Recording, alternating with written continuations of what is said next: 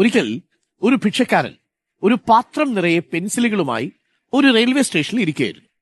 ഒരു ചെറുപ്പക്കാരനായ ബിസിനസ്സുകാരൻ അതുവഴി കടന്നുപോയപ്പോ ഭിക്ഷക്കാരന്റെ പാത്രത്തിലേക്ക് 100 രൂപ വലിച്ചെറിഞ്ഞു. പെൻസിലുകൾ ഒന്നും എടുത്തില്ല. അല്പം മുന്നോട്ട് പോയതിനു ശേഷം ആ ബിസിനസ്സുകാരൻ തിരിച്ചു വന്ന് കുറച്ച് പെൻസിലുകൾ എടുത്തു. എന്നിട്ട് പറഞ്ഞു, ഇതിന്റെ വില ഞാൻ തന്ന 100 രൂപയ്ക്ക് ന്യായമായെന്ന് കരുതുന്നു. ഏതായാലും ഞാനും നിങ്ങളും ഓരോ തരത്തിൽ ബിസിനസ്സുകാരാണല്ലോ. ഇതും പറഞ്ഞ് അയാൾ ആ ട്രെയിനിലേക്ക് കയറി യാത്ര പുറപ്പെട്ടു.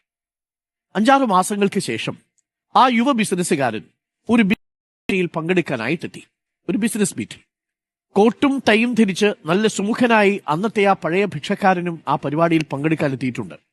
യുവ ബിസിനസ്സുകാരനെ തിരിച്ചറിഞ്ഞ അയാൾ അടുത്തേക്ക് വന്നു. എന്നിട്ട് പറഞ്ഞു, നിങ്ങൾ ഒരുപക്ഷെ എന്നെ ഓർക്കുന്നുണ്ടാവില്ല, എന്നാൽ നിങ്ങളെ എനിക്കറിയാം. എന്നിട്ട് 6 മാസം മുമ്പത്തെ ആ സംഭവം വിവരിച്ചു.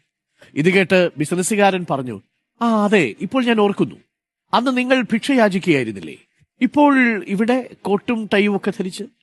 അപ്പോൾ അയാൾ പറഞ്ഞു, ആ സംഭവം എന്റെ ജീവിതത്തെ തന്നെ മാറ്റിമറിച്ചു. ഭിക്ഷ തരുന്നതിന് പകരം നിങ്ങൾ പെൻസിലിന്റെ വില പറഞ്ഞു. ഞാനും നിങ്ങളും ഓരോ തരത്തിൽ ബിസിനസ്സുകാരാണെന്നും പറഞ്ഞു.